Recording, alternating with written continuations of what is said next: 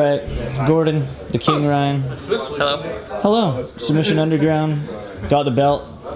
I mean, how's that compare to like the EBI belts and whatnot? I mean, it was great. There was only one match, and it was 8 minutes, so it was a little shorter than I'm used to competing in. Usually it's at least 10 minutes. EBI is 10 minutes, and then I have these super fights that are longer, you know, 30 minutes, an hour, things like that, no time limit.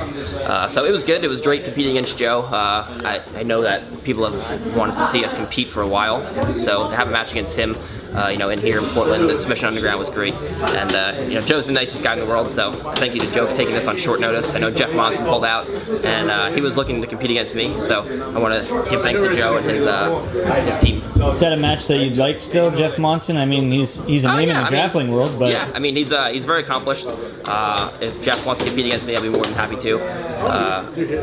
I know that people have been telling me he's notorious for pulling out of things, but you know, nonetheless, if he wants to compete, I'll compete against him for sure. So Gary, you know, flying triangle in his match, how much more pressure is it on you as a guy in the corner in comparison to a guy on the mat? I get more nervous cornering my teammates or watching my friends compete than I do when I actually compete.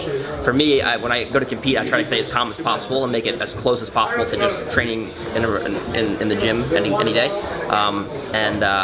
And you know, to watch, you know, one of my family members or friends go out to compete is more hectic than actually being in there. You ended up winning the fight by submission. You got the submission in the match, but when your hand was being raised, you didn't look as excited as I thought you would. I mean, sometimes you're out there, you're super excited, you throw on your crown and whatnot. You didn't look like you were too satisfied with your performance. I mean, with the training I do, it's, for me, when I win, it's just expected. I don't expect anything less than to win. So until I'm beating what people think are the top guys on the planet, I'm really just going to expect to win. Even when I compete against those guys, I expect to win. But it's more of an accomplishment when I compete against guys who are viewed by everybody else as guys that are on the top of the food chain right now. I saw on your social media that you said, you know, you were sick for the last little while. You're now better, completely 100% healed and whatnot from whatever it was that you were going through. What can fans expect to see out of you that was different from this last year?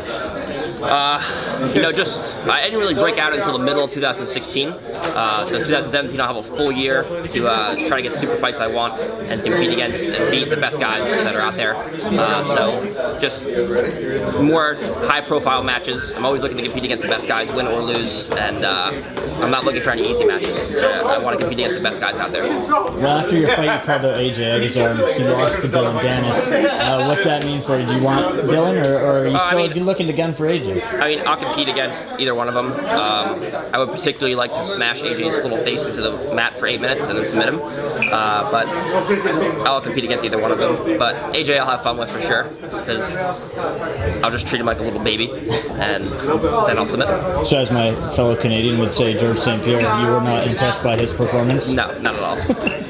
Anyone else on your radar? Top level guys. People actually tend to think that I'm bigger than I actually am. I compete lightweight IBJJF, but I have a bigger upper body than lower body, so people think I'm 200 pounds plus. And when I competed against like Keenan, for instance, we looked at the same size, but he competes like 4 weight classes above me. So I like to compete against, you know, the super heavyweights of the sport that are considered to be the top guys. When can we expect to see you on the mats again? EBI 11, I'm competing, the 170 pound EBI, and I'll be doing that. That's next, and then some super fights potentially after that, and we'll see. Congratulations, man.